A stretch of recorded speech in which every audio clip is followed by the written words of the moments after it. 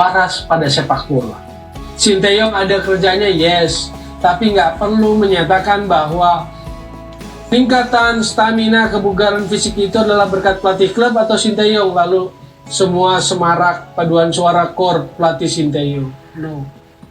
Mereka sedang dalam periode kompetisi. Mereka sudah dalam posisi siap kebugarannya. Dan itu dilakukan di klub. Bukan di Sinteyong yang TC-nya baru tanggal 17 Maret. Cuma 4 hari sebelum pertandingan tanggal 21. Ini yang saya mau luruskan. Tentang stamina, tentang kebugaran.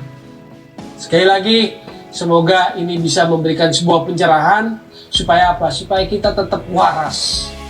Waras pada sepak bola. Jangan saking sentimennya pada Liga 1, saking meremehkannya pada Liga 1, sampai mengatakan bahwa kalau memang fisiknya hebat, memang kebugarannya hebat, pasti klub-klub Liga 1 sudah punya prestasi besar di Asia gitu, atau melangkah jauh di Asia gitu.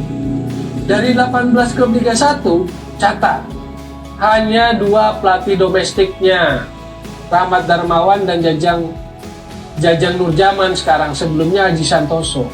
Artinya 16 pelatih lainnya adalah pelatih asing gitu. Di starting 11 waktu Indonesia menang 3-0 lawan Vietnam di Hanoi, hanya 4 pemain Liga 1 yang ada dalam starter. 1 Hernando Ari penjaga gawang, 2 Rizky Ridho center back, 3 Witan Sulaiman, dan 4 Hoki Caraka. Hoki Caraka dan Witan nggak main full gitu. Jadi ukurannya harus jelas. Selama ini saya tidak pernah lihat seorang pelatih dengan CV ya, saya bicara CV, dengan CV lebih hebat daripada Coach Sintayong. Karena beliau pernah membawa negaranya ke Piala Dunia, mengalahkan juara dunia yang beberapa tahun sebelumnya mengalahkan negara saya dengan sebuah cara yang sangat memalukan sekali. Sehingga kalau saya menilai, dia adalah orang yang datang ke Indonesia dengan CV yang paling hebat. Penilaian pribadi itu tidak akan bisa sama. Apa yang dia mau itu beda dengan apa yang Bung Tol mau. Cara filosofi, apa filosofinya Sinteyong? Possession, juego de possession seperti Guardiola enggak. Strength, pragmatis sih. Pragmatis. Ya itu filosofi juga. Iya. Maksudnya Jose Mourinho juga melakukan hal Jose Mourinho melakukan hal yang sama, juara champion. Allegri tidak dapat apa-apa sih. Ya, jadi saya lihat dia kurang respect pada apa yang ada di Liga 1. Saya lihat itu. Dalam pandangan saya, dalam sudut pandang saya. Atau di negeri ini udah nggak boleh gitu. Kurang ajar Toel gitu kan. Saya hanya melihat itu. Dia sangat sedikit sekali basis data pemain-pemain Liga 1 yang menurut dia bisa layak masuk. Karena alasan-alasan misalnya Leli Pali pun kan nggak jelas. Memang Leli Pali lebih jelek dibandingkan Hoki Caraka. Dia bilang misalnya Leli Pali lebih bagus. Ini jawabannya alasannya. Alasannya adalah dia butuh pemain yang bisa 90 menit berlari di lapangan. Emang nggak bisa Leli Pali? Ya mungkin itu penilaian max-nya atau apanya. Karena begini, kan ada pemilihan itu by perform. Itu kan nggak bisa dibantah.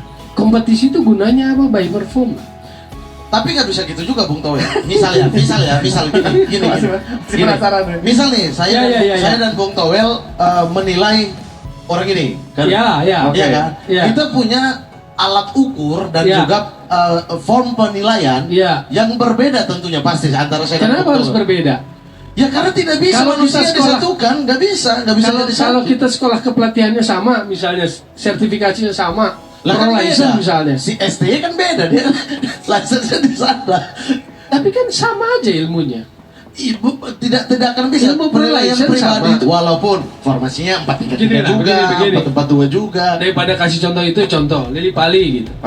Oke. Kalau Leli Pali dianggap bagus oleh seorang pelatih atau beberapa pelatih, harusnya dianggap bagus oleh pelatih siapapun dong. Itu sungguh luar biasa ya, sungguh luar biasa. Dia mampu membawa sepak bola Indonesia ke sebuah level yang saya tidak pernah lihat satupun pelatih membawa sampai saat ini. Beliau bisa membuat, saya selalu bilang bahwa sekarang Indonesia menghadapi negara besar. Kita punya harapan bahwa Indonesia bisa keluar sebagai pemenangnya. Kalau dulu kita selalu bilang bahwa Indonesia pasti akan jadi lumbung gol ya. Tapi sekarang enggak, sekarang menghadapi negara manapun harapan untuk keluar sebagai pemenang itu ada bahwa kehadiran dari beliau itu membawa dampak itu. Makanya kalau saya tidak begitu terjun di diskusi baik buruknya beliau tidak, tapi dampaknya kehadiran beliau kepada sepak bola Indonesia, saya melihat dari aspek itu membawa harapan kepada bangsa bahwa sepak bola Indonesia sekarang ini bisa bersaing dengan negara lain.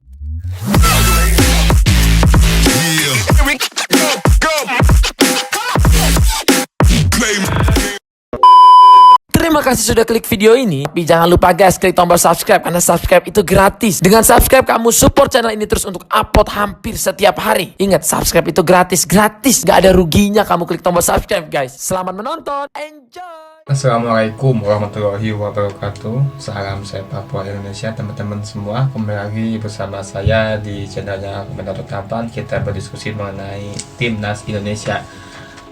Beberapa hari lalu, mungkin 1 hari ke belakang ataupun 2 hari ke belakang, Helmi Yahya dalam podcastnya ataupun YouTube-nya itu mengundang Jackson F. Tiago sebagai narasumber. Dan di situ saya memang menonton secara penuh. Di situ Jackson memberikan pandangannya terhadap timnas yang saat ini, yang dimana timnas saat ini dilatih oleh Sintayong. Mungkin Helmi Yahya menganggap Jackson adalah salah satu orang yang sangat tepat untuk berpandangan secara objektif terhadap timnas. Alasannya adalah Jackson satu sebagai pelatih, bukan komentator yang memiliki pengalaman ataupun sebagai pelaku langsung di lapangan. Kedua, Jackson F. Tiago pernah menangani timnas Indonesia, walaupun emang hanya sebentar ya. Waktu itu saya ingat tahun 2000 berapa gitu ya, itu duet sama Rahmat Darmawan. Jackson sebagai pelatih kepala, Rahmat Darmawan sebagai asisten pelatih. Di situ emang duet cukup mengejutkan ya, karena Jackson F. Tiago berangkat dari pelatih terbaik di liga, begitu pun juga dengan Rahmat Darmawan. Di situ Jackson F. Tiago membawa Boas, Immanuel Wanggai, terus Ian Luis Cabes, atau pemain-pemain Persipura yang benar-benar up banget di Persipura. Artinya Jackson F. Tiago memahami betul seperti apa timnas Indonesia itu. Nah, di sini Jackson itu mengungkapkan bahwa perkembangan Sintayong itu betul-betul luar biasa. Perkembangan timnas di bawah asuhan Sintayong, apalagi Sintayong itu memiliki CV yang sangat luar biasa bersama timnas sebelumnya.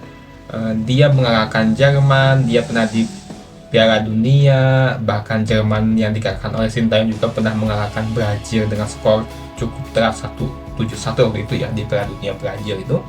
Terus dan di sini emang Jackson benar-benar sangat kagum dengan progres yang ditampilkan oleh timnas Indonesia di bawah asuhan Sintayong, yang dimana kita sebelum era itu selalu menjadi mungkin lumbung gol ataupun merasa takut melawan tim-tim besar.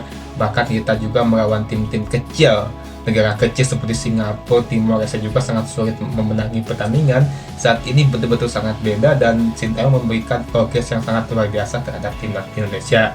Nah, tadi juga mungkin sih cuplikan video dari Bung Toel agak cukup lama ya, bahwa Bung Toel itu selalu menyalahkan Sintayong mengenai Liga 1, mengenai stamina, dan itu emang betul-betul sudah dibantah juga sih teman-teman semua. Dan saya rasa bahkan Jackson F. Tiago itu tidak mau bukan tidak mau ya, kurang begitu tertarik berdiskusi mengenai timnas yang selalu didiskusikan seperti naturalisasi. Mungkin kalau Jackson F. Tiago di satu panggungkan dengan Bung Toel kayaknya tidak akan nyambung, atau mungkin di satu panggungkan dengan Fahri Husaini itu baru cocok tuh, karena mereka sama-sama pernah menjadi seorang pelatih. Yang satu Jackson pernah pelatih Persipura sangat berhasil, Fahri Husaini pernah menjadi pelatih ke Liga 1 gagal total. Di timnas juga Jackson kalau diberi kesempatan lebih lama mungkin akan oke juga ya, tapi waktu itu nggak lama juga sih. Jadi yang selalu dipemasarkan Bung Toel itu adalah naturalisasi, stamina. Mungkin saya secara objektif menganggap Bung Toel itu apapun yang dilakukan oleh Sintayong itu jelek aja. Seperti kalau di politik itu apapun yang dilakukan oleh Jokowi itu di mata Rocky Gerung tidak akan ada baiknya. Kita diskusikan teman-teman semua.